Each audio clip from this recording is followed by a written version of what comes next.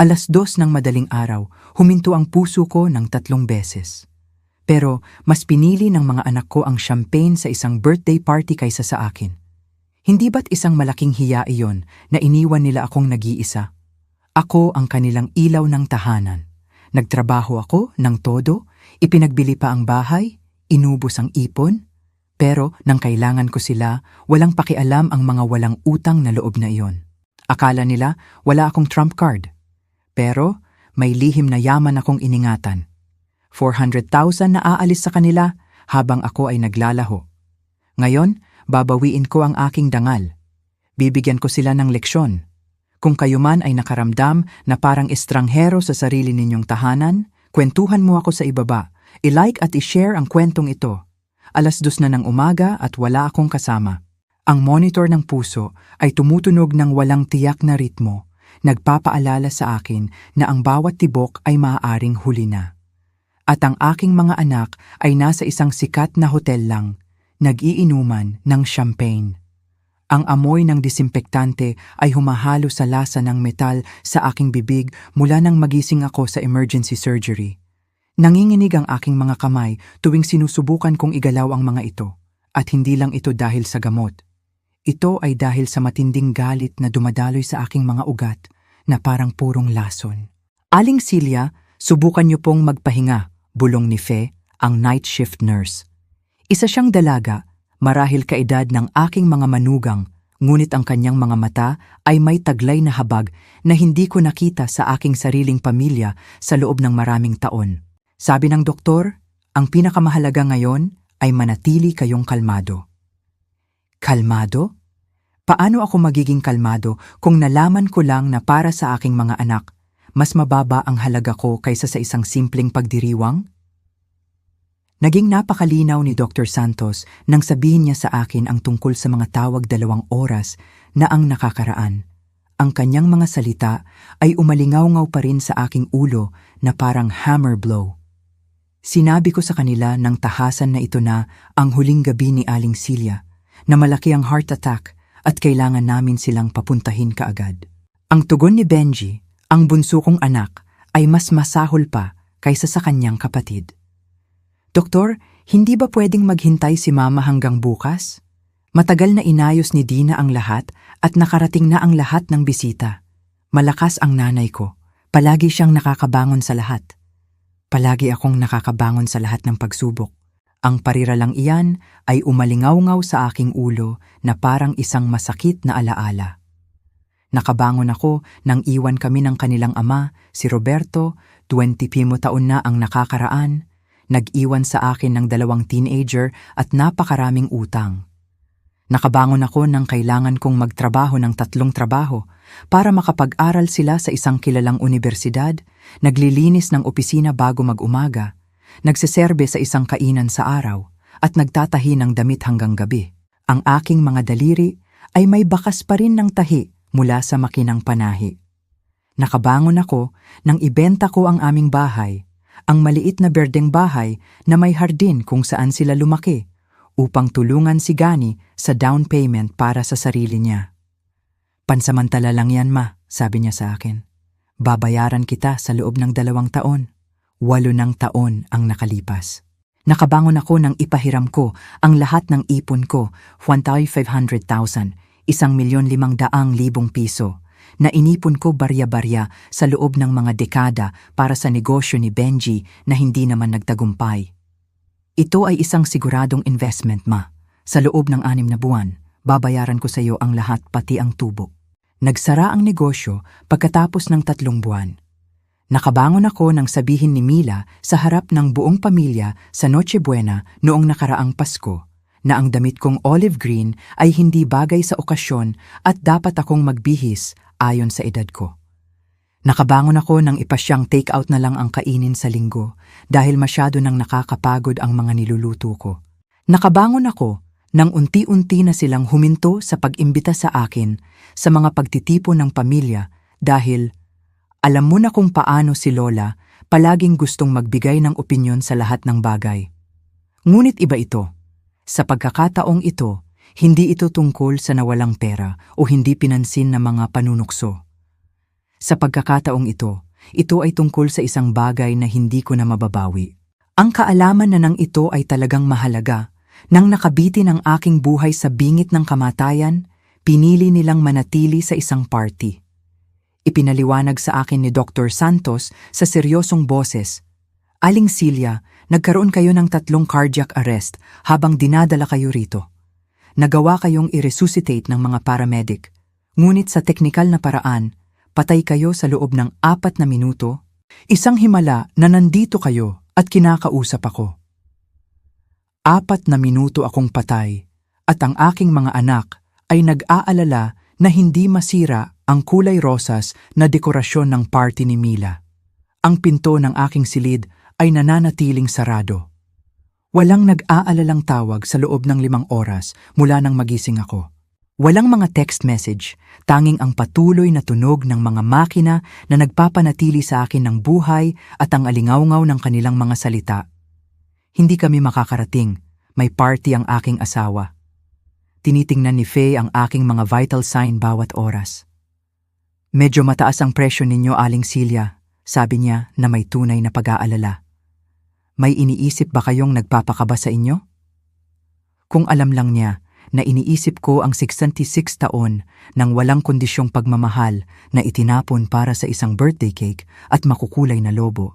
Sa sandaling ito, habang tinitingnan ko ang mga ilaw ng lungsod sa bintana ng ospital, isang bagay sa loob ko ang tuluyang nabasag. At hindi ito ang aking puso. Ito ay isang bagay na mas malalim. Ito ang huling patak ng pag-asa na mayroon ako na marahil, siguro may halaga pa ako sa isang tao sa mundong ito. Bukas, tatawag sila.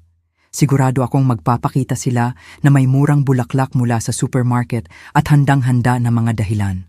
Sasabihin nilang hindi nila naintindihan ang bigat ng sitwasyon, na inakala nilang ito ay isa lamang sa aking mga exaggeration. Tulad ng ako ay nadulas at nabali ang aking pulso noong nakaraang taon at inabot sila ng 3 araw bago ako dalawin. Ngunit huli na ang lahat. Ngayong gabi, ipinakita nila sa akin kung nasaan ako eksakto sa kanilang listahan ng mga prioridad. At ang lugar na iyon ay napakababa. Pinikit ko ang aking mga mata at ibinalik ang aking sarili, 40 taon na ang nakakaraan. Si Gani ay 2 taong gulang at kapapanganak pa lang ni Benji. Nakatira kami sa maliit na bahay na may 2 silid sa nayon ng malaya na may napakanipis na dingding na naririnig ko ang paghinga ng aming mga kapitbahay. Si Roberto, ang aking asawa noon, ay nagtatrabaho sa pabrika ng tela at ako ay nanatili sa bahay na nag-aalaga sa mga bata. Naalala ko ng perpekto ang amoy ng pulbos ng sanggol at ang tunog ng kanilang halakhak nang paliguan ko sila sa segunda manong palanggana na binili namin. Si Gani ay palaging mas nakadikit sa akin. "Mama, Mama," paulit-ulit niyang sinasabi sa buong araw. Sinusundan ako sa paligid ng bahay gamit ang kanyang matabang maliliit na binti. Si Benji ay mas malaya, ngunit kapag nagkasakit siya, nagiging anino ko siya, humihingi na kantahan ko siya ng oyayi na natutunan ko sa aking ina. "Lahat para sa aking mga anak," sabi ko sa sarili ko habang nagtatahi ako ng damit hanggang 3:00 ng umaga para ibenta sa palengke tuwing Sabado at Linggo. Ang bawat dagdag na piso ay direkta sa kanilang mga pangangailangan.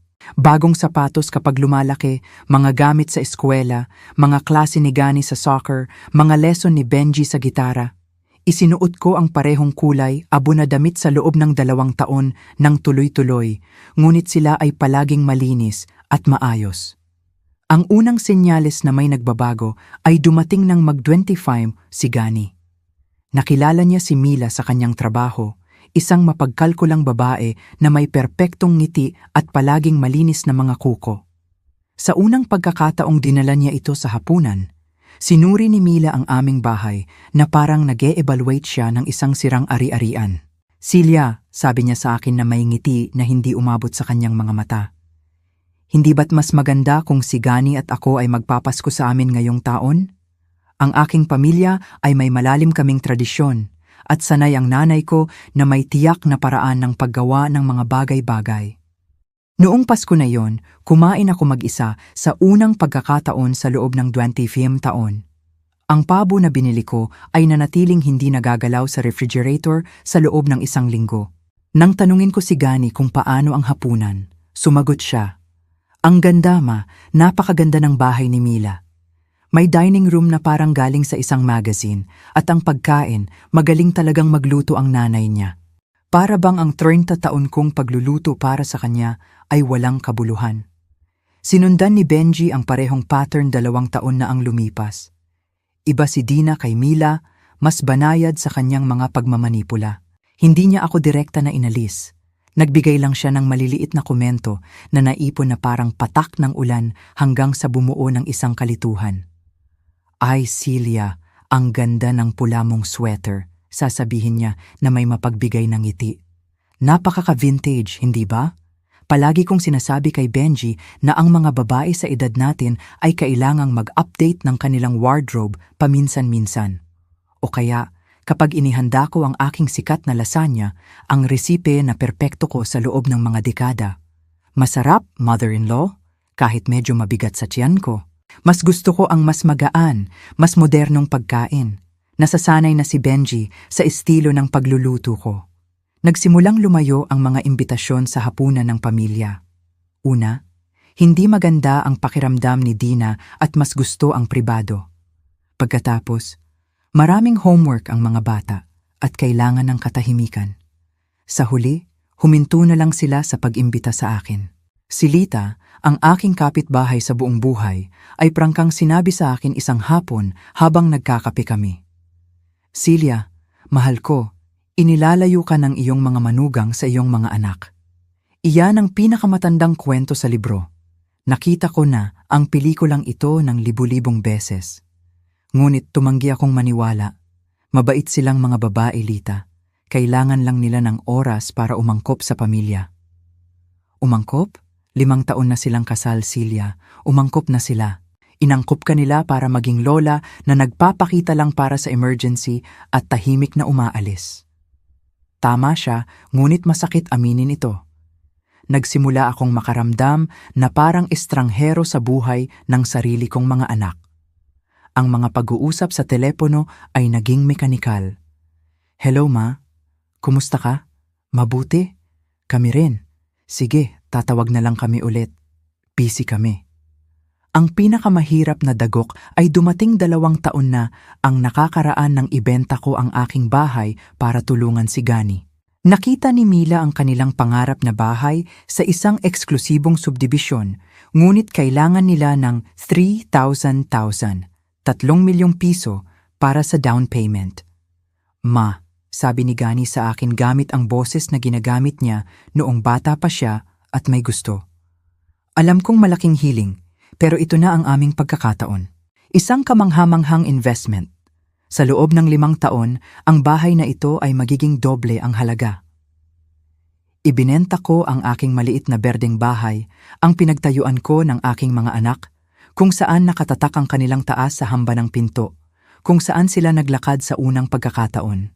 Lumipat ako sa isang maliit na apartment, sa isang gusali na walang elevator, ngunit mayroon sila ng kanilang pangarap na bahay. Sa unang pagkakataong bumisita ako sa kanila sa kanilang bagong bahay, sinalubong ako ni Mila sa pinto na may tensyonadong ngiti. "Celia, anong sorpresa? Sana tumawag ka muna. May inaasahan kaming mga kaibigan para sa hapunan." Hindi niya ako pinapasok. Tumayo ako sa pintuan ng bahay na tinulungan kong bilhin, nakakaramdam na parang isang tindera na dumating sa maling oras. "Dinala ko lang ito," sabi ko. Inabot sa kanya ang chocolate cake na ginawa ko lalo na para sa kanila. Ito ang paborito ni Gani noong bata pa siya. "Ay, salamat! Pero alam mo na sinusubukan naming kumain ng mas malusog."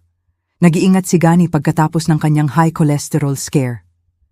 Hinawakan niya ang cake na parang kontaminado. Nang gabing iyon, umiyak ako hanggang makatulog. May problema sa kolesterol ang anak ko. At nalaman ko lang nang hindi sinasadya sa isang pag-uusap sa pintuan ng bahay na tinulungan kong bilhin. Kay Benji, iba ang sitwasyon, ngunit masakit din. Palagi siyang mas direkta, hindi diplomatiko tulad ng kanyang kapatid. Nang magsimula ang problema sa kanyang negosyo sa electronics import, diretsahan siyang nagsalita. "Ma, Kailangan ko ng $8,000. Ito ay para iligtas ang negosyo. Kung hindi ko makuha ang mga iyon ngayong linggo, kailangan kong magsara at magkautang sa loob ng maraming taon. Iyon ang lahat ng ipon ko. Bawat dolyar na inipon ko sa pagtatrabaho bago mag-umaga. Bawat barya na itinabi ko mula sa aking pensyon sa loob ng 20 taon. Ngunit siya ang aking anak, ang aking sanggol, na binuhat ko sa aking mga bisig sa buong gabi kapag may lagnat siya. Ipahihiram ko sa iyo, anak, ngunit kailangan mong pumirma sa isang promissory note. Hindi ito kawalan ng tiwala, para lang maging maayos ang lahat, nagulat si Dina. Promissory note? Seryoso, Celia? Sisingilin mo pa ng interes ang sarili mong anak? Anong klaseng ina ang gumagawa niyan? Sa huli, ipinahiram ko sa kanya ang pera ng walang promissory note. Anak mo siya, sabi ko sa sarili ko. Alam niya kung ano ang ibig sabihin ng pera na iyon sa iyo. Nagsara ang negosyo pagkatapos ng 3 buwan. Ang $500,000 ay nawala kasama ng mga tao ng sakripisyo at mga pangarap ng isang marangal na pagtanda. Sinabi sa akin ni Benji, "Ma, alam mo kung paano ang mga negosyo. Minsan panalo, minsan talo. Hindi bababa sa sinubukan ko. Para bang ang pera ko ay casino chips at hindi ang resulta ng mga dekada ng trabaho. Ngayon, nakakabit sa mga makinang ito sa malamig na ospital na ito, naiintindihan ko na ang lahat ng mga sandaling iyon ay naghahanda sa akin para sa gabing ito. Sa gabing ito kung saan tuluyang nahulog ang maskara at nakita ko ang hubad na katotohanan. Para sa aking mga anak, hindi ako mahalaga. Nagsimula ang sakit 3 araw na ang nakalipas habang naghahapunan kami sa linggo sa bahay ni Gani. Ito ang ika-10 kong kaarawan, kahit mukhang walang sino man ang nakakaalala. Naghanda si Mila ng magaan na salad at inihaw na manok. Walang katulad ng mga selebrasyon na inorganisa ko para sa kanila noong bata pa sila. "Ma, mukha kang pagod," sabi ni Benji sa akin habang kinakain ang kanyang pagkain nang hindi tumitingin mula sa kanyang telepono. "Nakakatulog ka ba ng maayos?" Ang totoo, hindi ako nakatulog ng maayos sa loob ng mga linggo. Isang kakaibang presyon sa aking dibdib ang gumigising sa akin tuwing gabi sa 3:00 ng umaga na parang may nakaupo sa aking mga tadyang. Ngunit ayaw kong mag-alala sila. Ayaw kong isipin nila na ito ay isa lamang sa aking mga exaggeration, tulad ng tawagin nila ang aking mga karamdaman. "Okay lang ako, anak. Medyo may heartburn lang sa gabi." Nagbigay si Mila ng isang tuyong tawa. Kasi sa edad natin, hindi na pareho ang pagproseso ng pagkain ng katawan, Celia. Sinasabi ko sa nanay ko na kailangan niyang kumain ng mas magaan, mas kaunting pampalasa, mas kaunting taba. Ang katawan ng isang 66 taong gulang na babae ay hindi na pareho ng sa isang 30 taong gulang. Nang hapong iyon, habang naghahanda akong umalis, dumating si Dina na may balita na nakabasag sa aking puso nang hindi niya alam. "Hulaan mo? Nakakuha na kami ng date para sa birthday party ko? Sa Miyerkules na sa ballroom ng isang sikat na hotel? Plinano ko ito sa loob ng maraming buwan? Miyerkules? Ang aktwal kong kaarawan ay noong linggo, ngunit walang sino man ang bumanggit nito. Sa Miyerkules, ipagdiriwang nila si Dina na may lahat ng karangalan sa mundo. Ang ganda, Dina," patuloy niya na may kasabikan. "Kumuha ako ng pinakamahusay na catering service sa lungsod. Magkakaroon ng live music, may tema ang mga dekorasyon at mahigit 50 bisita na ang nagkumpirma. Binigyan ako ni Benji ng napakagandang kulay ginto na damit na nagkakahalaga ng 60,000. 60,000 para sa isang damit, mas malaki kaysa sa ginagastos ko sa damit sa loob ng 2 taon. Nanatili akong tahimik, nararamdaman ang presyon sa aking dibdib na lumalakas habang pinapanood ko ang aking anak na ngumiti ng mayabang dahil sa paggastos sa isang gabi ng halaga na tumatagal sa akin ng 6 na buwan. "Ma, imbitado ka syempre," sabi ni Benji sa akin, ngunit ang tono niya ay parang pilit na kagandahang asal kaysa sa tunay na kagustuhan. Kahit alam mo na magiging eleganteng pagtitipon niyon. Maraming mahalagang tao mula sa trabaho ni Dina ang inimbitahan. Ang mensahe ay malinaw. Dumalo ka, ngunit huwag mo kaming ipahiya. Noong Martes ng gabi, isang araw bago ang malaking selebrasyon ni Dina, Ang presyon sa aking dibdib ay naging hindi na maagwanta. Masakit ang kaliwang braso ko at may pagduduwal ako na nagpatupi sa akin sa kama. Tumawag ako kay Gani ng 11:00 ng gabi. Ma, anong problema? Nanonood kami ng pelikula? Anak, masama ang pakiramdam ko. May sakit ako sa dibdib na hindi nawawala. Uminom ka ba ng gamot? Chamomile tea? Baka stress lang. Sobrang tense ka nitong mga nakaraang araw dahil sa party ni Dina. Sige, dadaan na lang kami para makita ka bukas pagkatapos ng selebrasyon. Ibinaba ko ang telepono, nakakaramdam ng mas kalungkutan kaysa dati. Maging ang aking sakit ay kailangang maghintay na matapos ang party ng aking manugang. Nang gabing iyon, hindi ako nakatulog kahit 1 minuto. Kumalat ang sakit sa aking panga, leeg, likod. Para bang isang higanting elastic band ang humihigpit sa paligid ng aking katawan. Nang 5:00 ng umaga, tinawagan ko si Lita. Mahal ko, hindi maganda ang tunog niyan, sabi niya matapos marinig ang aking mga sintomas. Pupunta ako at dadalhin kita sa ospital. Huwag, Lita, Miyerkules ngayon. Party ni Dina. Ayaw kong sirain. Sirain ano, Celia? Naglalarawan ka ng mga sintomas ng heart attack. Sa tingin mo ba ay mas mahalaga ang isang party kaysa sa buhay mo? Ito ay lumabas na tama. Lumabas na para sa aking mga anak. Mas mahalaga ang isang party kaysa sa buhay ko. Dumating si Lita sa aking apartment ng 6:00 ng umaga at natagpuan ako na nakaupo sa gilid ng kama, pinagpapawisan ng malamig at hirap huminga. Pupunta tayo sa ospital ngayon na, sabi niya, na may katatagan na tanging ang tunay na kaibigan lang ang mayroon. Sa taksi papunta sa ospital, lumala ang sakit hanggang sa punto na hindi na maagwanta. Pakiramdam ko ay isang kutsilyo ang ibinabaon sa gitna ng aking dibdib at dahan-dahang iniikot. Kinuyom ko ang kamay ni Lita ng buong lakas. Kaya mo yan, Celia. Malapit na tayo. Sa emergency room, nangyari ang lahat ng napakabilis. Ang electrocardiogram ay nagpakita ng nakakabahalang irregularidad. Ang aking presyon ay sobrang taas at ang antas ng cardiac enzyme ay nagkumpirma sa hinala na ng mga doktor. Nagkakaroon ako ng malaking heart attack. Kailangan nating mag-opera kaagad, sabi ni Dr. Santos sa akin habang inihahanda niya ang gurney para dalhin ako sa surgery. Meron ba kaming matatawagan? Malapit na pamilya? Sa boses na nasasakal ng sakit at gamot, ibinigay ko sa kanila ang numero ng aking mga anak. Pakiusap sabihin ninyo na kailangan nilang pumunta ngayon na. Nananatili si Lita na hawak ang aking kamay hanggang dalhin ako sa operating room. Mananatili ako rito hanggang lumabas ka. Mahal ko, hindi ka nag-iisa. Ngunit nag-iisa ako.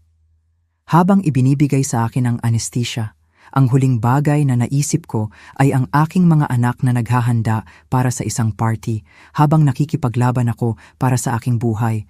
Nagising ako 6 na oras pagkatapos, kasama si Fe na tinitingnan ang aking mga vital sign at si Lita na natutulog sa silya sa tabi ng aking kama. Ang aking mga anak ay kapansin-pansing wala. Tumawag ba ang mga anak ko? Iyan ang unang bagay na tinanong ko. Bagaman mula sa ekspresyon ni Fe, alam ko na ang sagot. Nagsalita ang doktor sa kanila habang nag-oopera. Ipinaliwanag niya na nagkaroon kayo ng 3 cardiac arrest, na kritikal ang sitwasyon, na kailangan nilang pumunta kaagad. Ang aking puso na mahina na ay lalong lumiit. At ano ang sinabi nila? Nagalinlangan si Fe bago sumagot. Malinaw na ayaw niyang maging tagapaghatid ng pagtataksil na ito.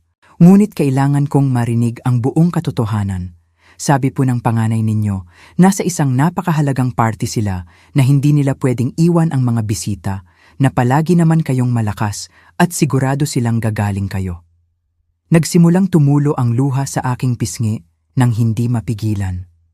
Hindi lang ito ang pisikal na sakit ng post-operative period.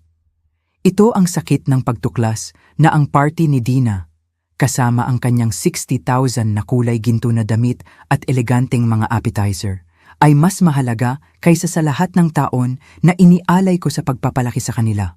Ang inyong bunso naman po, patuloy ni Fe ng mahinahon.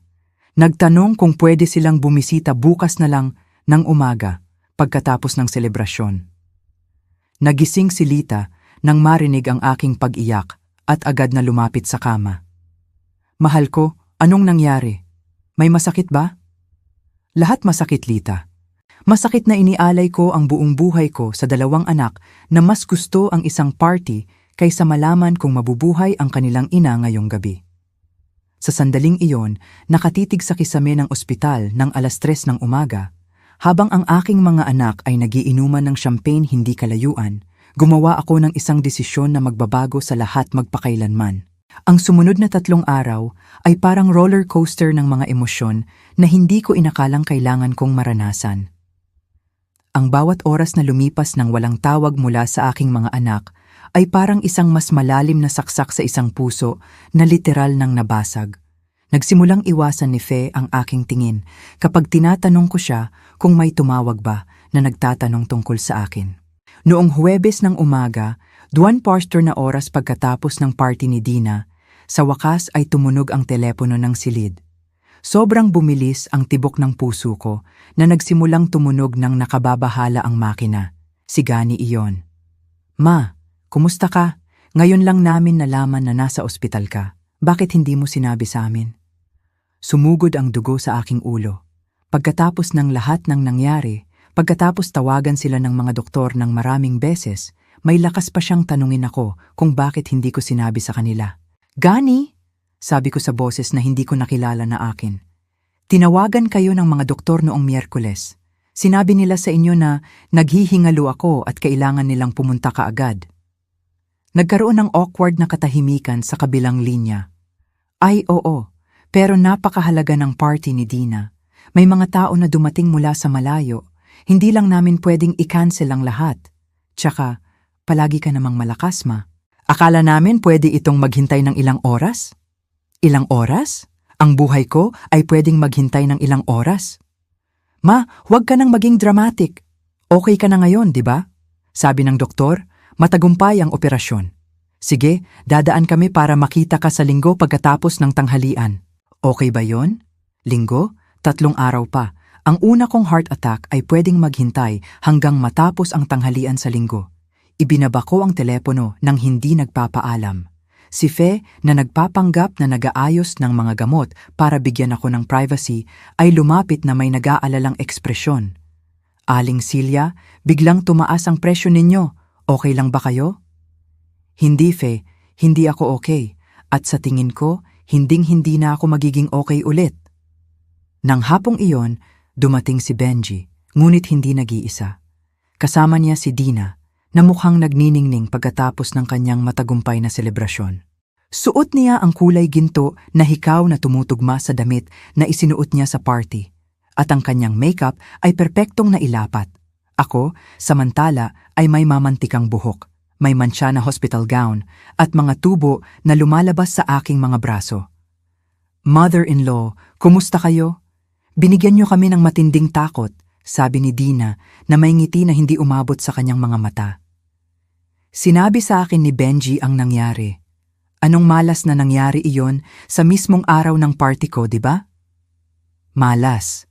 Para bang ang heart attack ko ay isang planadong abala, partikular para sirain ang kanyang selebrasyon.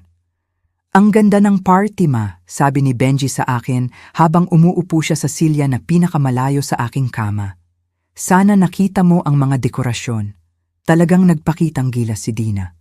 Mahigit 60 tao ang dumating, kasama ang boss ni Dina at ilang mahahalagang client mula sa trabaho ko. Nagsasalita siya tungkol sa party habang ako ay nakikipaglaban para sa aking buhay. Nagsasalita siya tungkol sa mga dekorasyon at ang mahahalagang koneksyon na ginawa nila. Kumusta ang pakiramdam ninyo? Tanong ni Dina sa akin. Ngunit ang tono niya ay nagpapahiwatig na umaasa siya ng isang maikli, positibong sagot. Mukha kayong mas maganda kaysa sa inaasahan namin. Ang mga doktor ngayon ay gumagawa ng mga himala, di ba? Sabi ng doktor, nagkaroon ako ng 3 cardiac arrest. Sabi ko sa kanila, pinapanood ang kanilang mga reaksyon. Ako ay clinically dead sa loob ng 4 na minuto. Hindi komportable na gumalaw si Benji sa kanyang silya. Hi, pero tapos na yun ngayon, ma. Ang mahalaga ay buhay ka at nagpapagaling. Ang mahalaga, inulit ko, nararamdaman ang isang bagay sa loob ko na tumitigas na parang semento.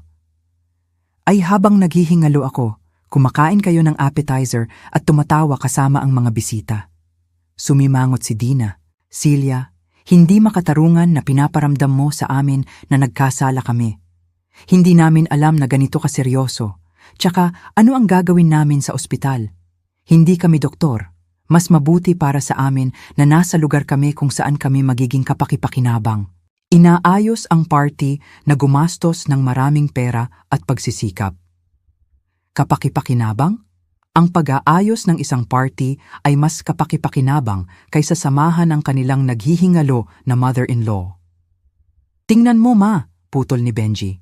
Nag-usap kami ni Dina at napagdesisyonan namin na tutulungan ka namin ng mas madalas. Pwede kaming dumaan para makita ka minsan sa isang linggo, marahil sa linggo pagkatapos ng tanghalian. At kung kailangan mo ng isang bagay na apurahan, pwede mo kaming tawagan, basta't hindi sa oras ng trabaho o kapag mayroon kaming mahahalagang commitment. Minsan sa isang linggo pagkatapos ng tanghalian, kung wala silang mahahalagang commitment, syempre. Sa sandaling iyon, tinitingnan ng aking bunso na kinakausap ako na parang isang pasanin na kailangang muling ipamahagi sa kanyang agenda, isang bagay sa loob ko ang tuluyang nabasag.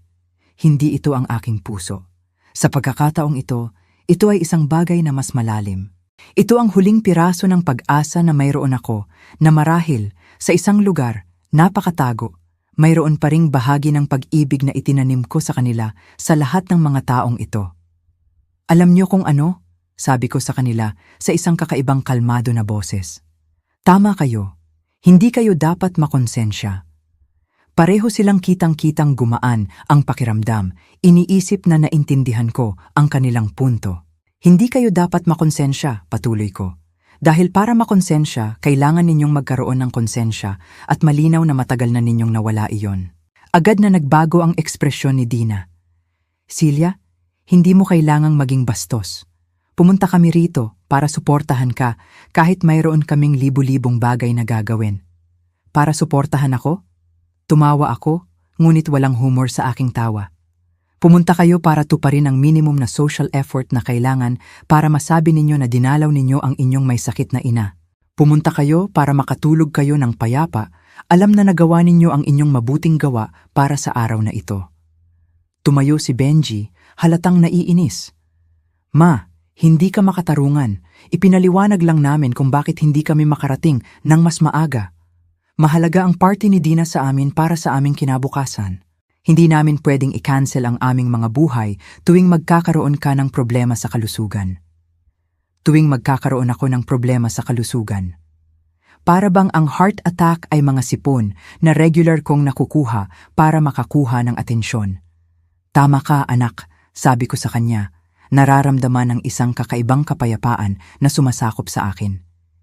Hindi mo pwedeng i-cancel ang buhay mo at hindi ko hihilingin sa iyo na gawin iyon kailanman. Ngumiti si Dina, iniisip na siya ang nanalo. Natutuwa ako na naiintindihan mo, mother-in-law. Mahalaga na mayroon tayong malusog na mga hangganan sa mga relasyon ng pamilya. Malusog na mga hangganan. Iyan ay isang kagiliw-giliw na paraan upang ilarawan ang emosyonal na pag-iwan. Nanatili sila ng isa pang 10 minuto, nag-uusap sa pagitan nila tungkol sa kanilang mga plano para sa Sabado at Linggo, tungkol sa isang biyahe na kanilang pinaplano para sa susunod na buwan, tungkol sa isang bagong alpombra na gustong bilhin ni Dina para sa sala.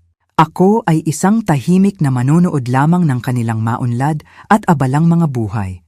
Nang sa wakas ay umalis sila, nangako na babalik kaagad, naiwan akong mag-isa kasama si Fe at ang bigat ng isang revelasyon na nagbabago sa akin ng lubusan. Aling Celia, sabi ni Fe sa akin habang tinitingnan niya ang aking Ivy. Hindi ko gusto ang hitsura ninyo. Gusto niyo bang tawagan ko ang ibang tao?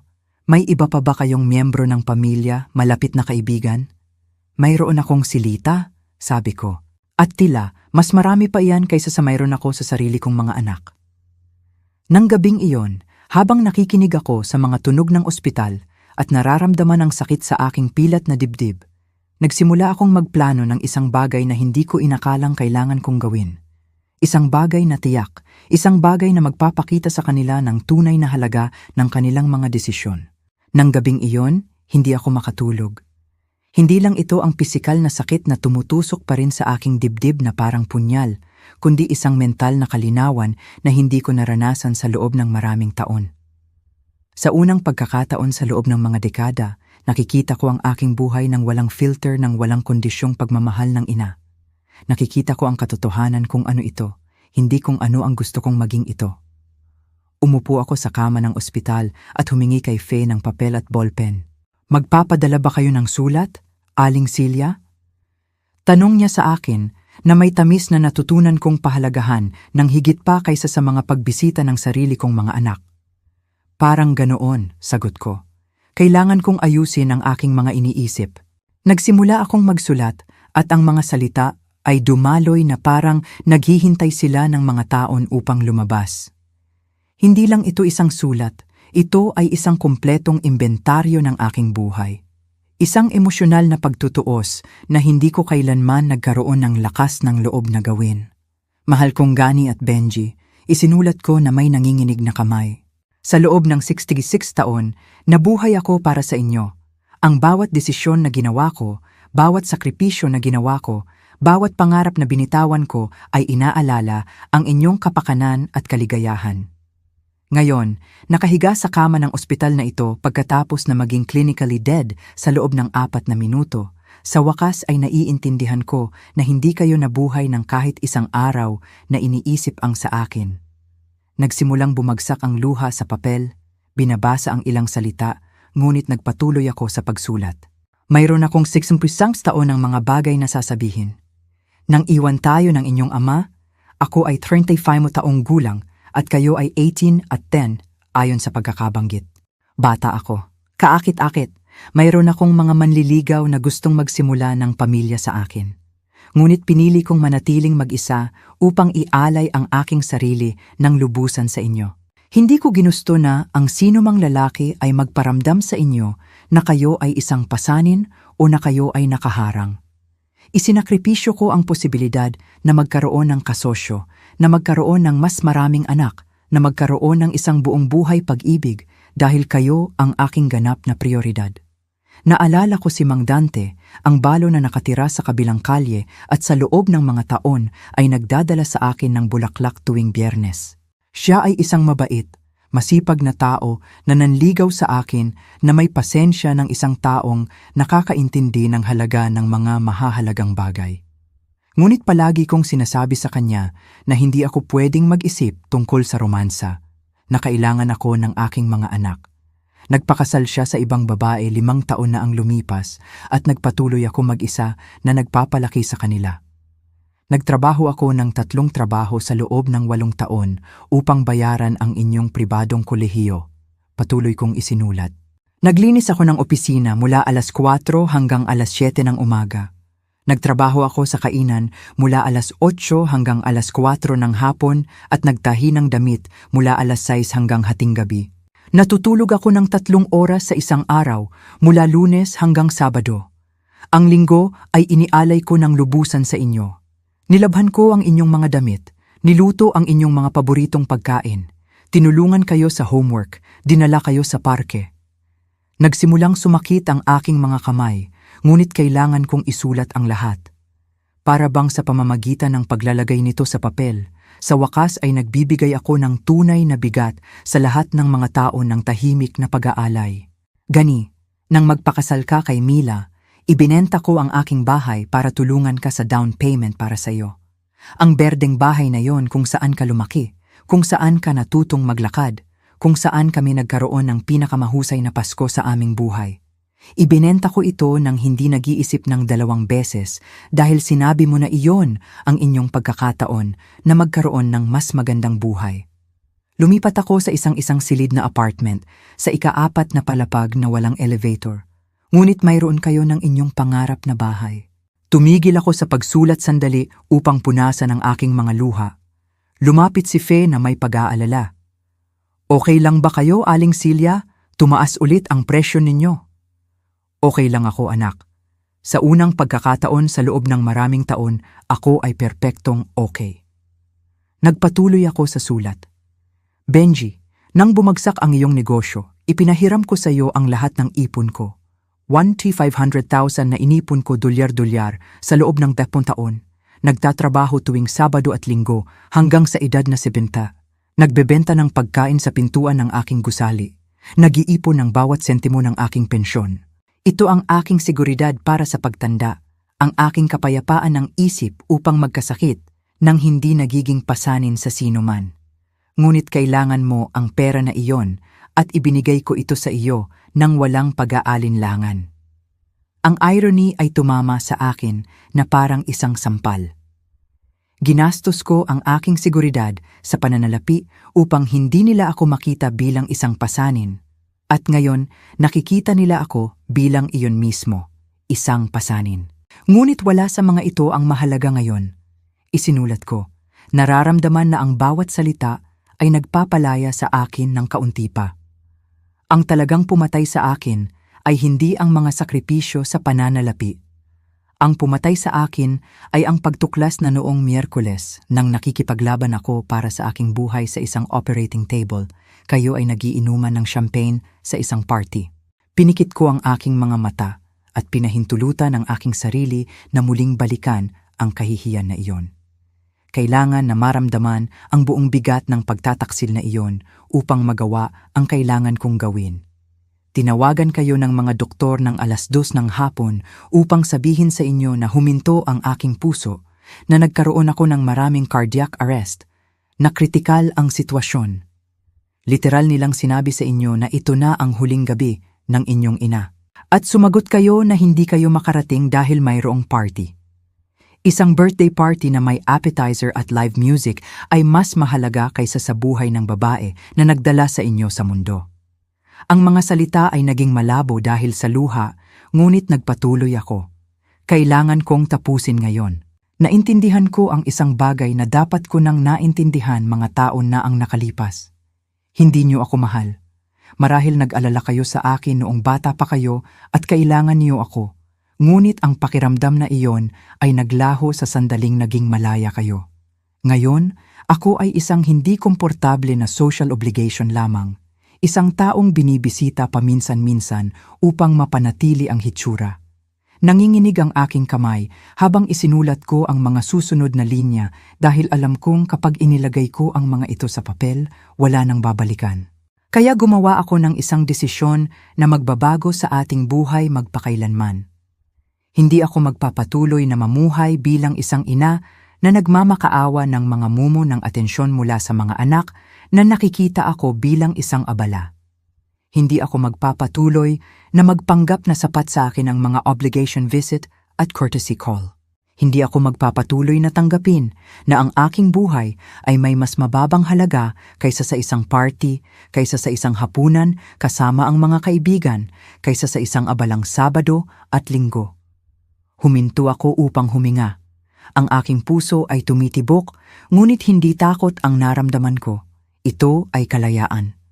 Kapag nabasa ninyo ang sulat na ito, wala na ako sa inyong buhay magpakailanman. Huwag ninyo akong hanapin. Hindi ninyo ako matatagpuan. Nagpasya akong magsimulang muli sa isang lugar kung saan walang sino man ang nakakaalam ng aking kwento, kung saan maaari lang akong maging Cecilia, hindi ang inabando ng ina na nagpakasakit para sa mga walang utang na loob na anak. Lumapit ulit si Fe. Aling Celia, 4:00 na ng umaga. Dapat kayong magpahinga. Malapit na akong matapos, anak. Ilang linya na lang. Hindi ko ginagawa ang desisyong ito dahil sa galit, kundi dahil sa pagmamahal sa sarili. Ang parehong pagmamahal na ibinigay ko sa inyo sa lahat ng mga taong ito, sa wakas ay ibibigay ko sa aking sarili. Karapat-dapat akong mapalibutan ng mga tao na nagpapahalaga sa aking presensya, na nag-aalala sa aking kapakanan, na pumipili sa aking kasama sa halip na tiisin lang ako. Umuabot ako sa dulo at ang bawat salita ay nagdadala sa akin palapit sa kalayaan na hindi ko alam na hinahanap ko. Huwag ninyong asahan na babalik ako. Huwag ninyong asahan ng isang pakikipagkasundo. Ito ang aking tiyak na pamamaalam. Maging masaya kayo sa inyong abalang mga buhay, inyong mahahalagang party at inyong malinaw na mga prioridad. Ako ay magiging masaya nang wala kayo. Nilagdaan ko ng buo ang aking pangalan, Celia Reyes, ang inyong ina hanggang ngayon. Maingat kong tiniklop ang sulat at inilagay ito sa nightstand drawer. Bukas, ibibigay ko ito kay Lita na may tiyak na tagubilin kung kailan ito ibibigay. Sa unang pagkakataon sa loob ng maraming araw, nakatulog ako ng hindi umiiyak. Noong Biyernes ng umaga, nagising ako na may kakaibang pakiramdam sa aking katawan. Hindi ito ang pisikal na sakit na dinadala ko mula pa noong heart attack. Iba ito, isang pinaghalong kaba at kasabikan na hindi ko naramdaman sa loob ng mga dekada. Ito ang pakiramdam na malapit ng kontrolin ang aking sariling buhay sa unang pagkakataon sa loob ng maraming taon. Maaga dumating si Lita, tulad ng ginagawa niya araw-araw mula noong operasyon ko. Nagdala siya ng thermos ng kape na gawa sa bahay at ang mainit ng ngiti na nagpaalala sa akin na mayroon pa ring mga tao sa mundo na tunay na nag-aalala sa akin. Magandang umaga, mahal ko. Kumusta ang gising mo? Mukha kang iba ngayon, mas payapa. Lita, kailangan mo akong gawan ng napakahalagang pabor. Marahil ang pinakamahalaga na hiniling ko sa iyo sa lahat ng mga taon na ito ng pagkakaibigan. Umupo siya sa silya sa tabi ng aking kama na may seryosong ekspresyon. Sabihin mo sa akin kung ano ang kailangan mo, Celia. Alam mo na maaasahan mo ako sa anumang bagay. Inabot ko sa kanya ang sulat na isinulat ko sa madaling araw. Kailangan mong ibigay ito sa aking mga anak, ngunit hindi ngayon. Maghintay ka hanggang linggo ng hapon pagkatapos nila akong bisitahin. Maingat na kinuha ni Lita ang envelope na parang alam niya na naglalaman ito ng isang bagay na magbabago sa lahat. Ano ito, mahal ko? Ito ang kalayaan ko, sabi ko na may ngiti na ikinagulat ko pa. At kailangan mong tulungan ako sa isa pa. Kailangan mong tulungan akong maglaho. Agad na napuno ng pag-aalala ang mga mata ni Lita. Celia, anong sinasabi mo? Nag-iisip ka bang sakta ng sarili mo? Dahil kung oo, hindi, pinutol ko siya. Hinawakan ang kanyang kamay sa akin. Hindi ako nagsasalita tungkol sa pagpapakamatay, Lita. Nagsasalita ako tungkol sa muling pagsilang. Nagsasalita ako tungkol sa pagsisimula ng isang bagong buhay malayo rito. Malayo sa mga anak na hindi ako pinahahalagahan. Malayo sa lungsod na ito kung saan ang bawat sulok ay nagpapaalala sa akin kung gaano kalaki ang ibinigay ko at kung gaano kaliit ang natanggap ko bilang kapalit. Ipinaliwanag ko ang aking kumpletong plano. Sa loob ng ilang oras, iniisip ko ang bawat detalye na parang ang aking isip ay naghihintay ng mga taon upang planuhin ang aking sariling pagpapalaya. May pera akong naipon sa isang account na hindi alam ng aking mga anak. Sabi ko sa kanya, hindi ito marami, ngunit sapat na para magsimula. Ito ang 400,000, 400,000 piso na inipon ko mula sa aking pensyon sa loob ng huling 3 taon pagkatapos mawala ni Benji ang aking ipon sa kanyang bagsak na negosyo. Mayroon ako nito sa National Bank sa isang account na sa pangalan ko lang, Nyom. Hinki. Nakikinig si Lita sa akin na may pinaghalong paghanga at pag-aalala. Pero Celia, saan ka pupunta? May pamilya ka ba sa ibang lungsod? Mayroon akong pinsan sa Dallas, si Hope. Hindi kami nag-usap sa loob ng 5 taon, ngunit alam kong nakatira siya mag-isa sa isang malaking bahay na minana niya sa kanyang asawa. Susulatan ko siya. Sigurado akong tatanggapin niya ako sandali hanggang makapag-ayos ako. Totoo iyon. Si Hope ay palaging iba sa iba pang pamilya. Siya ay isang malayang babae na hindi kailanman nagpakasal o nagkaroon ng mga anak at palaging sinasabi sa akin na hinahangaan niya ang aking lakas. Sa ilang pagkakataon na nag-usap kami sa telepono, ipinahiwatig niya na kung kailangan ko ng pagbabago ng tanawin, bukas ang kanyang bahay sa akin. Simple lang ang plano, patuloy kong ipinaliwanag kay Lita. Sa linggo, kapag dumating ang aking mga anak, ito na ang huling beses na makikita nila ako. Pagkatapos nilang umalis, tulungan mo akong lumabas ng ospital. Hindi ako opisyal na magpapadischarge. Aalis lang ako, iiwan ko ang sulat sa aking kama at maglalaho. At ang mga gamit mo, ang apartment mo? Nakausap ko na si Fe tungkol dito. Mayroon siyang kapatid na abogado at tutulungan niya akong gumawa ng power of attorney para maasikaso mo ang lahat. Pwede mong ibenta ang aking mga muebles, kunin ang anumang gusto mo, at gamitin ang pera para bayaran ang natitirang renta hanggang matapos ang kontrata. Hindi ko kailanman nagustuhan ang apartment. Masyadong maliit, masyadong malungkot. Nanatiling tahimik si Lita sa loob ng mahabang sandali, pinoproseso ang lahat ng sinabi ko. Silya, sigurado ka ba dito? Napakalaking desisyon. Kapag umalis ka, magiging napakahirap na bumalik. Hindi ko gustong bumalik, Lita. Iyan mismo ang ideya. Gusto kong maintindihan ng aking mga anak kung ano ang pakiramdam na iwan ng pamilya. Gusto kong malaman nila kung ano ang pakiramdam na hanapin ang isang taong mahal mo at hindi mo matagpuan. Gusto kong mamuhay sila sa pagkakasala ng pagkakaroon ng nawalang ina sa pamamagitan ng pagpili ng isang party kaysa sa buhay niya. Ang mga salita ay lumabas sa akin na may kalinawan at determinasyon na ikinagulat ko. Para bang sa lahat ng mga taong ito ay nag-iipon ako ng lakas para sa sandaling ito. Tsaka, patuloy ko, 61 taong gulang na ako, Lita. Kung mabuhay ako hanggang 20, may 14 na taon pa ako. Sasayangin ko ba ang mga taong iyon na nagmamakaawa ng atensyon mula sa mga anak na nakikita ako bilang isang obligasyon? O gagamitin ko ba ang mga iyon upang makakita ng mga bagong lugar, magkaroon ng mga bagong kaibigan, marahil makahanap pa ng pag-ibig na hindi ko kailanman pinahintulutan ng sarili ko na magkaroon? Sa unang pagkakataon mula nang simulan kong ipaliwanag ang aking plano, ngumiti si Lita. Tama ka, mahal ko. Mayroon kang lahat ng karapatan sa mundo na maging masaya. At kung hindi nila maibigay sa iyo ang kaligayahan na iyon, kailangan mong hanapin iyon sa ibang lugar. Eksakto. At kailangan mong ipangako sa akin ang isa pa, Lita. Kapag hinanap ka ng aking mga anak pagkatapos basahin ang sulat, kapag nagmakaawa sila sa iyo na sabihin sa kanila kung nasaan ako, kailangan mong sabihin sa kanila na hindi mo alam dahil talagang hindi mo malalaman. Hindi ko sasabihin sa iyo ang eksaktong address ko sa Dallas hanggang sa ganap na akong maayos at sigurado na ayaw kong mahanap nila ako. Tumango si Lita na may determinasyon. Pangako, Silya, ngunit gusto ko na panatilihin mo akong updated sa kung kumusta ka, natawagan mo ako kahit minsan sa isang linggo para malaman ko na ligtas ka at maayos. Siyempre, ikaw lang ang tunay kong pamilya, Lita. Ikaw ang kapatid na hindi ko kailanman nagkaroon at ang tanging tao na tunay na nag-aalala sa aking kapakanan. Ginugol namin ang natitirang umaga sa pagpaplano ng mga detalye. Aalagaan ni Lita ang pakikipag-ugnayan sa kapatid ni Faye para sa mga legal na papel.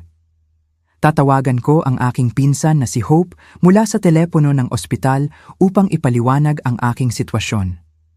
Kailangan ko ring i-withdraw ang aking 400,000 mula sa bangko at i-convert ito sa cash para sa biyahe. Alam mo kung ano ang pinakamalungkot sa lahat ng ito?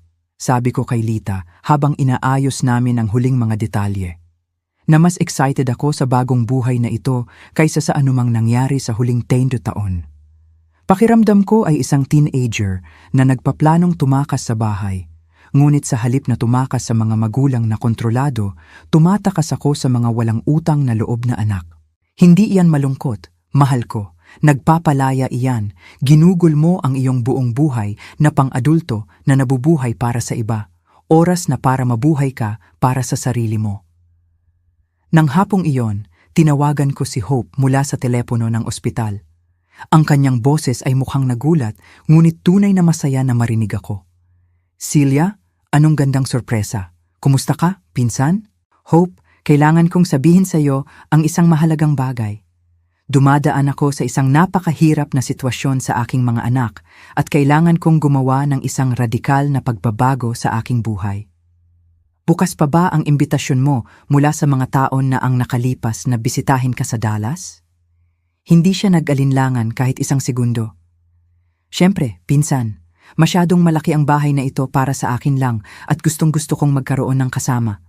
Ano ang nangyayari? Ayos ba ang mga anak mo? Ang aking mga anak ay perpektong okay. Sagot ko na may kapaitan na hindi ko maitago. Sobrang okay na hindi na nila kailangan ang kanilang ina para sa anumang bagay. Sasabihin ko sa iyo ang lahat kapag dumating ako, ngunit kailangan kong umalis dito sa lalong madaling panahon. Pumunta ka kahit kailan mo gusto, Celia. May silid na naghihintay sa iyo rito sa loob ng hanggat kailangan mo. Nang ibinaba ko ang telepono, pakiramdam ko ay bumili ako ng isang tiket para sa kalayaan. Dumating ang linggo nang mas mabilis kaysa sa inaasahan ko. Nagising ako ng 6:00 ng umaga na may pinaghalong pagkabalisa at kasabikan na nagpapagulo sa aking tiyan. Ito ang huling araw ko bilang ina ni Gani at Benji. Bukas ng umaga, magiging si Celia lang ako, isang malayang babae na nagsisimula ng isang bagong buhay. Napansin ni Faye ang aking kaba habang tinitingnan niya ang aking mga vital sign. Mukha kayong sobrang tense ngayon, Aling Celia. May inaalala ba kayo? Sa kabaligtaran, anak, excited ako. Ngayon ang huling araw ng isang buhay na hindi na nagsisilbi sa akin. Sa umaga, inulit ko sa isip ang lahat ng pinlano ko. Kinuha ni Lita ang aking 400,000 mula sa bangko noong Biyernes at nakaimbak ito sa kanyang bahay. Inihanda ng kapatid ni Faye ang power of attorney na magpapahintulot kay Lita na hawakan ang aking mga legal na usapin. Naghihintay ang aking pinsan na si Hope sa aking pagdating sa Dallas nang nakabukas ang mga bisig. Lahat ay handa na. Dumating sina Gani at Benji eksakto 2:00 ng hapon. Pagkatapos ng tanghalian, syempre. Dumating si Dina kasama si Benji, suot ang isang bagong kulay koral na damit na marahil ay nagkakahalaga ng mas malaki kaysa sa ginagastos ko sa pagkain sa loob ng 2 buwan. Dumating si Mila 15 minuto, pagkatapos humihingi ng paumanhin dahil kailangan niyang tapusin ang isang napakahalagang tawag sa trabaho. Ma, mukha kang mas maganda, sabi ni Gani sa akin habang umuupo siya sa silya na pinakamalayo sa aking kama. Sinabi sa amin ng doktor na marahil ay lalabas ka na ngayong linggo. Oo, putol ni Mila. Sinabi namin na imposible na maging kasing seryoso tulad ng sinabi ng mga doktor. Palagi ka namang napakalakas. Napakalakas na parang ang aking lakas ay isang dahilan para sa kanilang pag-iwan. At ano ang mga plano mo kapag umalis ka sa ospital? Tanong ni Dina sa akin na may peking ngiti na perpekto niya. Sana maintindihan mo na, sa aming mga schedule sa trabaho, magiging mahirap na dalawin ka ng madalas, ngunit pwede ka naming tawagan tuwing Sabado at Linggo. Tawagan ako tuwing Sabado at Linggo kung wala silang mas mahahalagang commitment, syempre. Sa katunayan, sabi ni Benji, nag-usap kami ni Dina at naisip namin na magandang ideya na isaalang-alang mo ang paglipat sa isa sa mga senior living facilities na iyon. Alam mo kung saan may 24-hour nurse at mga aktibidad para panatilihin kang abala. Isang nursing home. Gusto nila akong ilagay sa isang nursing home pagkatapos iwanan ako sa panahon ng aking heart attack. May ilang napakagaganda, patuloy ni Dina, excited sa ideya. Bumisita kami sa isa noong nakaraang Sabado at Linggo para lang tingnan. Napakalinis. Mukhang disente ang pagkain at hindi naman ganoon kamahal. Nagkakahalaga ng 80,000 sa isang buwan, ngunit sa iyong pensyon at kaunting kontribusyon mula sa amin, magiging feasible iyon. 80,000 sa isang buwan, ang parehong halaga ng damit ni Dina para sa kanyang birthday party. Ang pinakamaganda sa lahat, dagdag ni Gani, ay mapapalibutan ka ng mga taong kaedad mo. Pwede kang magkaroon ng mga kaibigan, maglaro ng baraha, sumali sa mga aktibidad.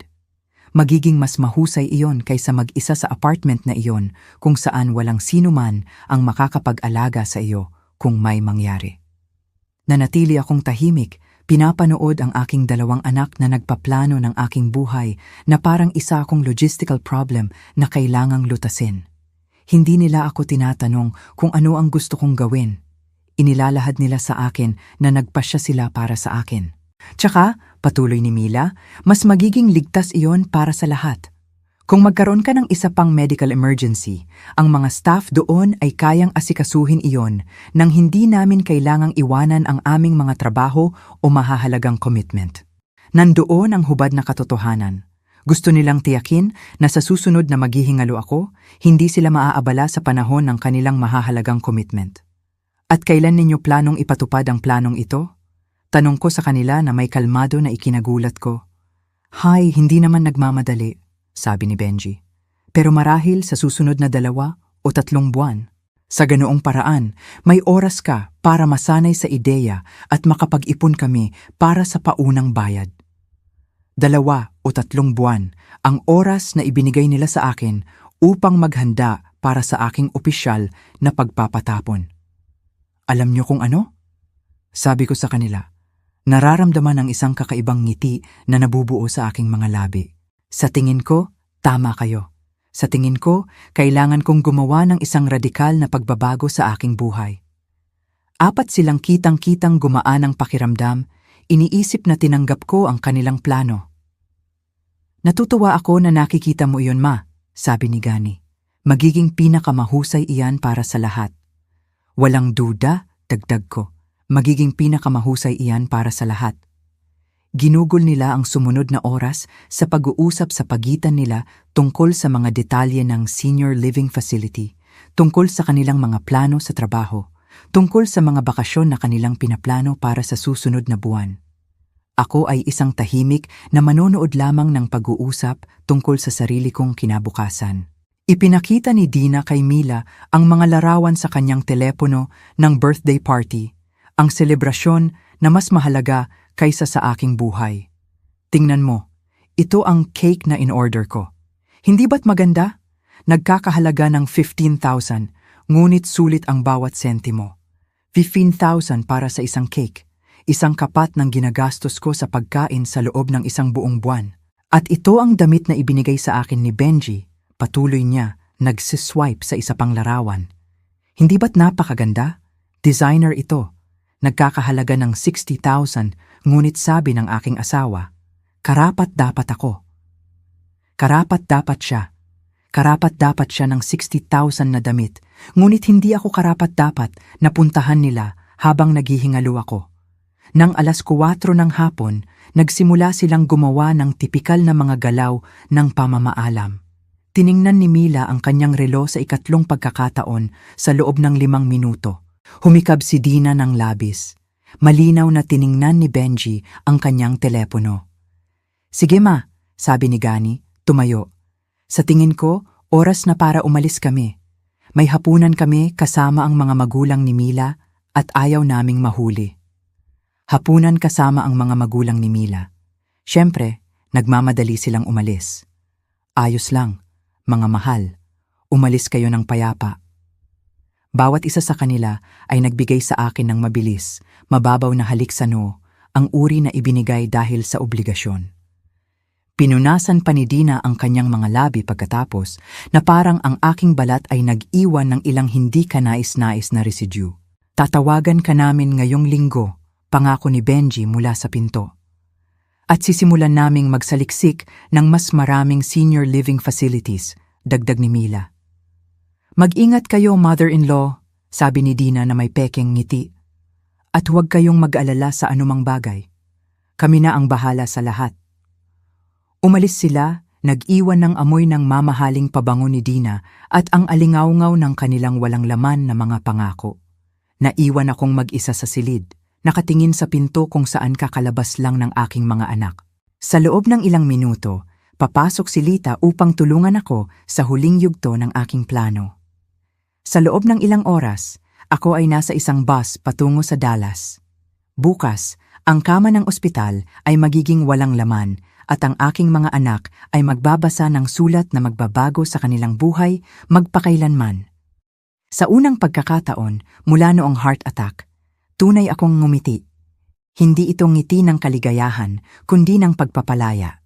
Ito ang ngiti ng isang babae na sa wakas ay nagpasya na ang sarili niyang buhay ay mas mahalaga kaysa sa emosyonal na kaginhawaan ng mga walang utang na loob na anak. Pumasok si Fe para sa afternoon check-up. Kumusta ang pakiramdam ninyo pagkatapos ng pagbisita, Aling Silya? Nararamdaman ko na malaya ako, Fe. Sa unang pagkakataon sa loob ng mga dekada, nararamdaman ko na ganap akong malaya. Malaya? Malaya mula saan?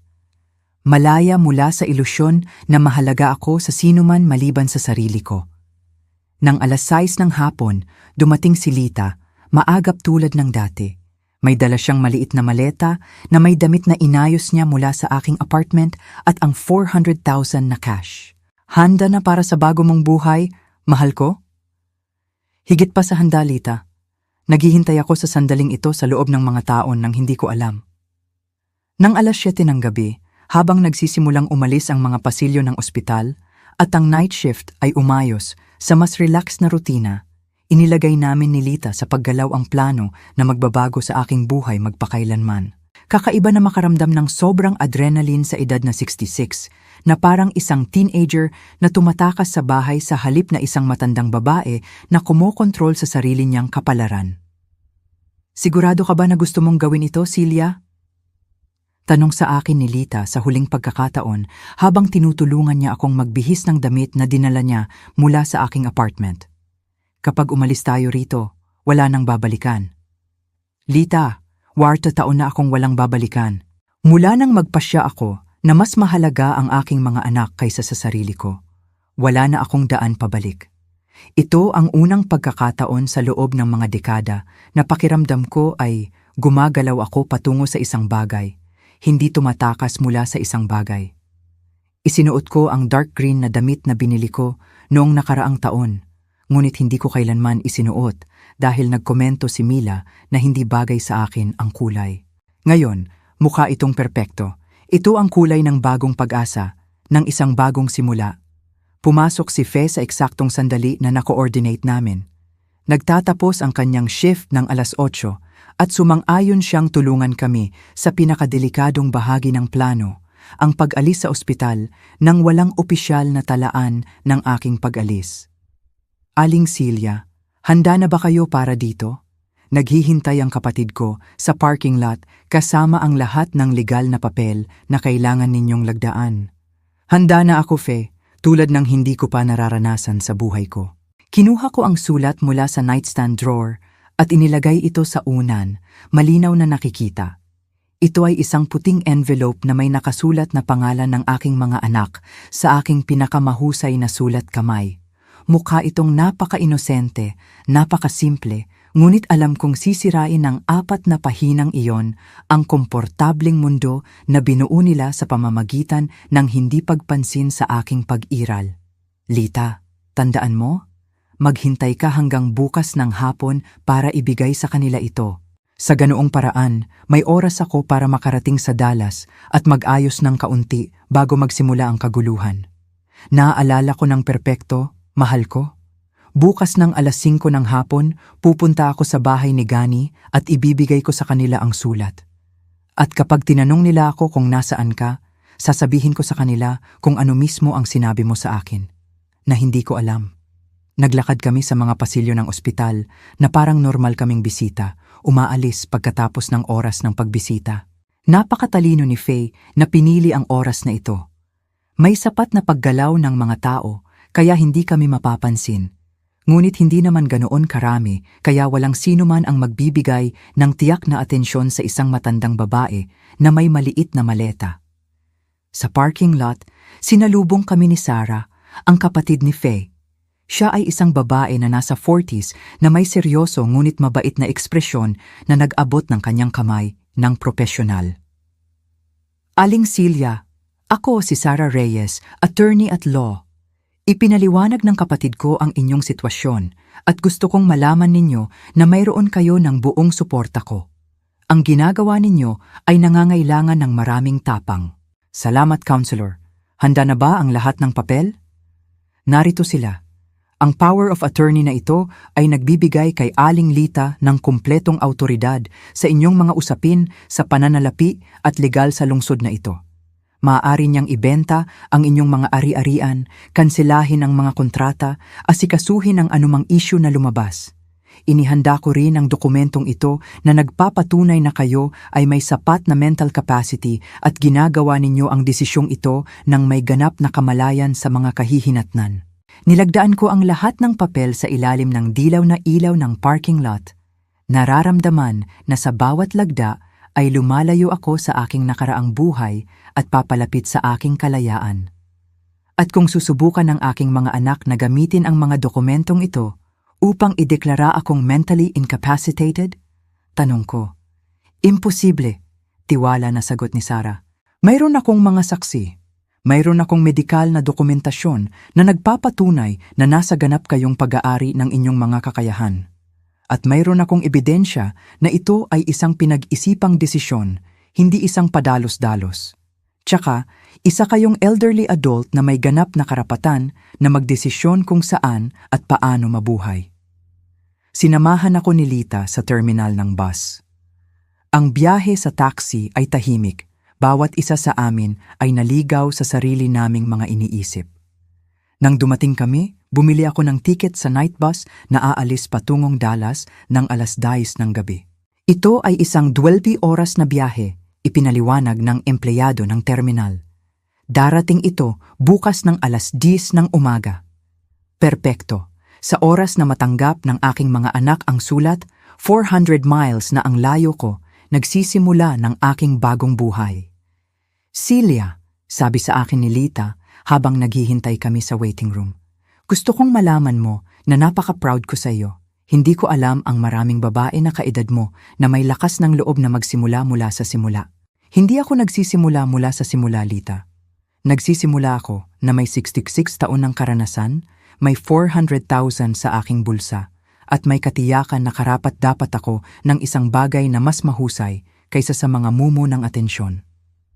Nang inihayag ang aking bus, niyakap namin ang isa't isa na parang magkapatid na kami sa lahat ng mga taon na ito ng pagkakaibigan.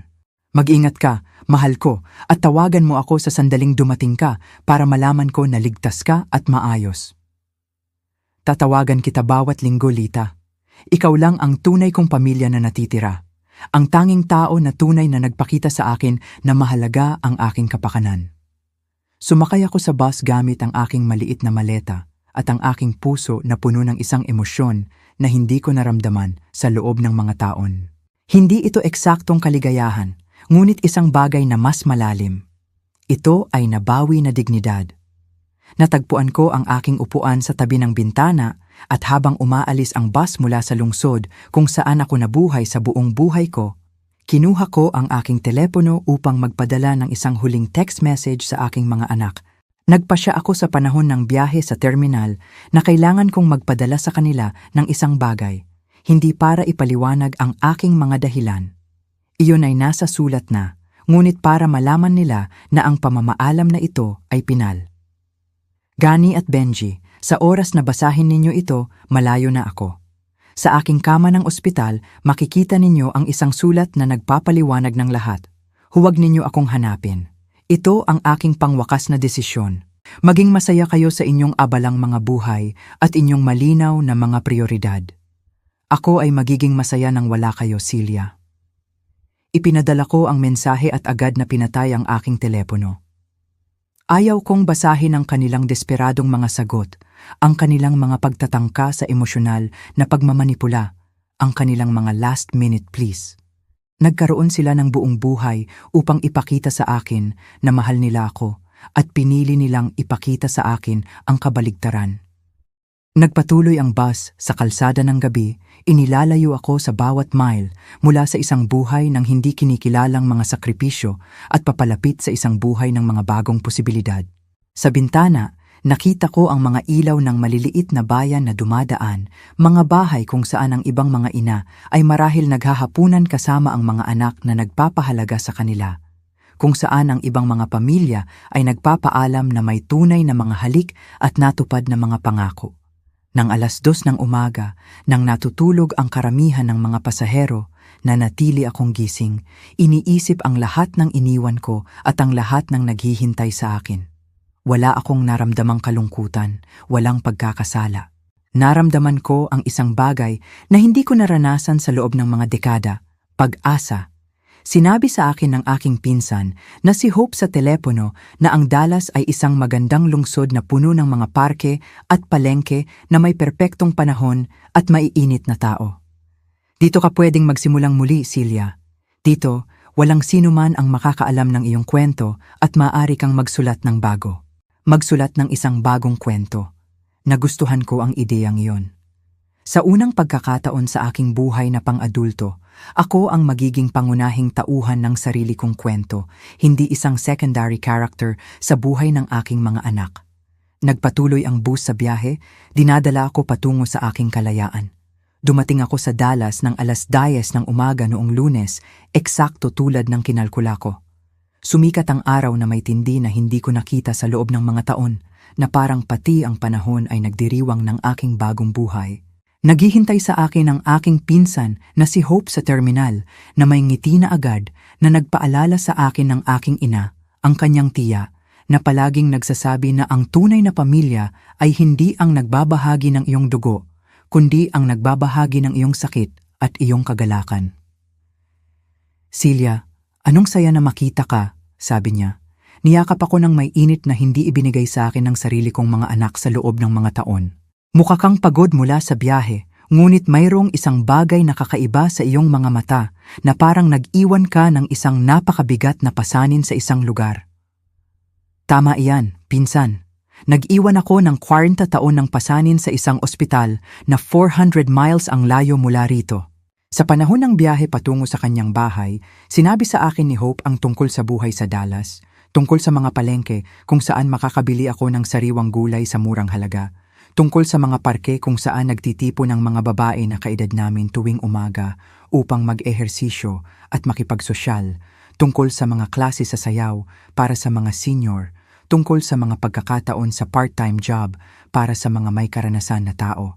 Dito, walang sino man ang huhusga sa iyo dahil sa pagsisimulang muli sa edad na 66, Celia. Ang lungsod na ito ay puno ng mga kwento ng muling pagsilang. Ang kanyang bahay ay eksakto tulad ng inilarawan niya, malaki, puno ng liwanag, na may likod bahay kung saan ang mga rosas, jasmine, at isang puno ng limon ay pumupuno sa hangin ng halimuyak. Ang aking silid ay may bintana na nakaharap sa hardin at isang kama na may puting kumot na amoy lavender. Ito ang magiging bahay mo sa loob ng hanggat kailangan mo, pinsan, at kung magpasya kang manatili magpakailanman, magiging karangalan iyon para sa akin.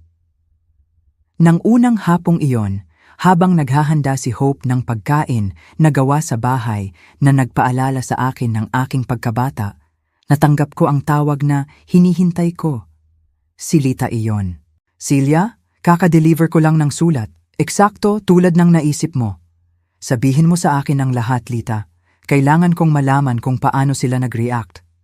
Dumating ako sa bahay ni Gani ng 5:00 ng hapon tulad ng napagkasunduan. Naghahapunan sila ng tahimik. Nang sabihin ko sa kanila na may sulat ako mula sa iyo, umikot ang mata ni Mila at sinabi, ito ay marahil isa pa sa kanyang mga dramatization dahil hindi namin siya dinalaw sa loob ng 2 araw. Tumawa ako ng mapait. Maging ang aking mga sulat, itinuring nilang mga dramatization. Ngunit nang magsimulang magbasa si Gani, ganap na nagbago ang mukha niya. Celia, namutla siya na parang papel. Nagsimula siyang magbasa ng malakas at ang lahat ay ganap na natahimik. Nang matapos siya, sumigaw si Dina, hindi ito pwedeng totoo, hindi iniiwan ng mga ina ang kanilang mga anak. At nagsimulang i-dial ni Benji ang iyong telepono ng desperado. At ano ang sinabi mo sa kanila nang tanungin nila kung nasaan ako? Eksakto kung ano ang hiniling mo sa akin. Sinabi ko sa kanila na hindi ko alam. Na hiniling mo lang sa akin na i-deliver ang sulat at hindi mo sinabi sa akin kung saan ka pupunta. Nagalit si Gani at sumigaw na imposible na wala akong alam. Na napakabuti naming magkaibigan, ngunit nanatili akong matatag. Kumusta ang hitsura nila nang umalis ka? Nagiba ang mundo, Celia, ngunit hindi kalungkutan ang nakita ko sa kanilang mga mukha. Ito ay takot. Ang takot na mapagtanto na nawala nila ang isang bagay magpakailanman at na ito ay sarili nilang kasalanan. Nang gabing iyon, nakahiga sa aking bagong kama sa aking bagong lungsod na may amoy ng jasmine na pumapasok sa bintana, nakatanggap ako ng 2 ng missed call at text message mula sa aking mga anak. Hindi ako sumagot ng anuman, ngunit binasa ko silang lahat. Ma, pakiusap tawagan mo kami. Pwede nating pag-usapan ito, Gani. Celia, nakakatawa ito. Hindi lang pwedeng maglaho ang mga ina, Mila. Ma, naiintindihan ko na galit ka, pero ito ay labis. Bumalik ka at aayusin namin ang lahat, Benji. Mother-in-law, sa tingin ko ay sobra ka namang nagre-react. Mahal ka namin. May abala lang kaming buhay, Dina. Nagpatuloy ang mga mensahe sa loob ng mga araw. Unti-unting naging mas desperado, mas nagmamakaawa, mas may kamalayan sa kalakihan nang nawala sa kanila. Ma, pumunta ako sa ospital at natagpuan ang iyong kama na walang laman. Sabi ng doktor, umalis ka nang hindi nagpapadischarge. Delikado ito para sa iyong kalusugan, Gani. Pakiusap, ma, ipaalam mo lang sa amin na okay ka. Sobrang nag-aalala kami, Benji. Silya, nag-iisip kami at tama ka sa maraming bagay. Pwede kaming magbago. Bumalik ka, pakiusap, Mila. Ngunit huli na para sa mga pagbabago. Huli na para sa mga pagsisisi. Nagkaroon sila ng isang buhay upang magbago, kwarta taon upang pahalagahan ako, kwarta taon upang ipakita sa akin na mahalaga ang aking buhay. Hindi ko sila bibigyan ng pangalawang pagkakataon. 3 linggo pagkatapos ng aking pagdating sa Dallas, nagtatag na ako ng isang rutina na pumuno sa akin ng kapayapaan na hindi ko nakilala sa loob ng mga dekada. Maaga akong nagising upang maglakad sa parke kasama ang isang grupo ng mga babae na kaedad ko na tumanggap sa akin na parang ako ay isang kaibigan sa buong buhay. Nakahanap ako ng part-time job sa isang boutique sa downtown na tumutulong sa mga babae na nagpapahalaga sa aking karanasan at mabuting panlasa. Sa hapon, nag-aral ako ng mga klase sa pagpipinta sa Cultural Center, isang bagay na palagi kong gustong gawin, ngunit hindi kailanman nagkaroon ng oras dahil masyado akong abala sa pagsasakripisyo ng sarili ko para sa aking mga anak. Mukha kang 10 taon na mas bata, Silya. Sabi sa akin ni Hope isang hapon habang nagpipinta kami nang magkasama sa hardin. Nakakamangha kung ano ang magagawa ng kalayaan para sa isang babae. Tama siya. Nararamdaman ko na muling isinilang ako, na parang ang amimol-am taon ng sakripisyo ay isang paghahanda lamang para sa bagong buhay na ito kung saan maaari na akong maging sarili ko. Isang buwan pagkatapos, nakilala ko si Mang Harrison sa klase sa sayaw. Siya ay isang 70 taong gulang na balo, retirado, na may mabait na mga mata at madaling tumawa. Walang romantiko sa pagitan namin, ngunit masarap magkaroon ng kasama ng isang lalaki na tinatrato ako ng may paggalang at paghanga, na nagpapahalaga sa aking pag-uusap at aking presensya. Silya, sabi niya sa akin isang hapon pagkatapos sumayaw, hindi ko alam kung ano ang nagdala sa iyo sa Dallas, ngunit umaasa ako na isang magandang bagay dahil ang iyong pagdating ay tiyak na isang magandang bagay para sa aming lahat. Ang mga mensahe ng aking mga anak ay unti-unting bumaba mula sa desperado hanggang sa nagmamakaawa, mula sa nagmamakaawa hanggang sa galit, mula sa galit hanggang sa nagbitiw. Ang huling mensahe na natanggap ko isang linggo na ang nakalipas. Ma, kung ito talaga ang gusto mo, iginagalang namin iyon. Gusto lang naming malaman na okay ka at masaya. Marami kaming napagtanto mula nang umalis ka at tama ka sa lahat ng sinabi mo. Umaasa kami na balang araw mapatawad mo kami, Gani. Patawarin sila. Marahil balang araw mapapatawad ko sila, ngunit hinding-hindi ko makakalimutan. At tiyak na hinding-hindi ako babalik sa pagiging ina na nagmamakaawa ng mga mumu ng atensyon. 6 na buwan pagkatapos ng aking pagdating sa Dallas, habang nagkakape ako sa hardin sa isang maaraw na umaga, nag-isip ako sa lahat ng nakuha ko sa pamamagitan ng pagkawala ng aking mga anak. Nakuha ko ang dignidad, paggalang sa sarili, tunay na pagkakaibigan, mga bagong karanasan, at ang posibilidad na mabuhay ang aking huling mga taon tulad ng gusto kong mabuhay ang mga ito, hindi tulad ng inaasahan ng iba na mabuhay ko ang mga ito. Tumunog ang aking telepono. Silita iyon na may lingguhang tawag niya. Kumusta ka, mahal ko? Parang mas masaya ka at mas masaya. Mas mahusay ako kaysa dati, Lita. Kahapon, nag-enroll ako sa isang literature course sa universidad. Isipin mo, sa edad na 66, mag-aaral ako ng isang bagay na palagi kong minahal, ngunit hindi ko kailanman nagawa dahil masyado akong abala sa pagpapalaki ng mga anak na hindi ako pinahahalagahan. Napapasaya mo ako na marinig ka ng ganyan, Silya. At sila, may narinig ka ba? Nakikita ko sila paminsan-minsan na nagpo-post ng mga larawan sa social media. Nagpapatuloy sila sa kanilang abalang mga buhay, kanilang mahahalagang party, kanilang apurahan na mga commitment. Ang kaibahan ay hindi ko na kailangang magpanggap na nag-aalala ako. Nang gabing iyon, habang nagsusulat ako sa diary na sinimulan kong panatilihin, nag-isip ako sa pinakamatapang na desisyon ng aking buhay. Hindi ito madali. Nagkaroon ng mga sandali ng kalungkutan, mga sandali kung saan miss ko ang ilusyon na magkaroon ng isang pamilya na nagmamahal sa akin. Ngunit ang mga sandaling iyon ay nagiging mas bihira, pinalitan ng malalim na kasiyahan nang sa wakas ay nabubuhay para sa sarili ko. Mahal kong diary, isinulat ko, ngayon ang ika-67 kong kaarawan. Ito ang unang birthday na ipinagdiriwang ko nang hindi nag-aabang na tumawag ang aking mga anak, nang hindi nakakaramdam ng pagkabigo sa kanilang pagwawalang bahala.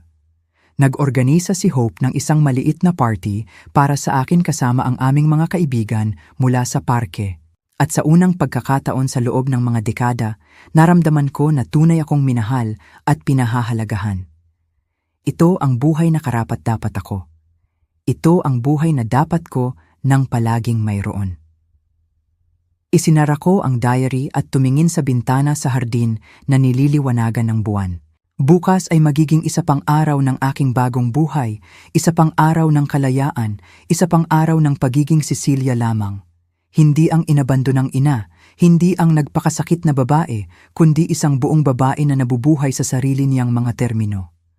At sa unang pagkakataon sa loob ng 40 taon, sapat na iyon. Nasa bus na ako, papalayo. Tandaan niyo mga anak, ang 400,000 na ipon ko, kasama ko. Iyon ang lihim na yaman na hindi niyo alam. Maaring walang pakialam kayo sa akin.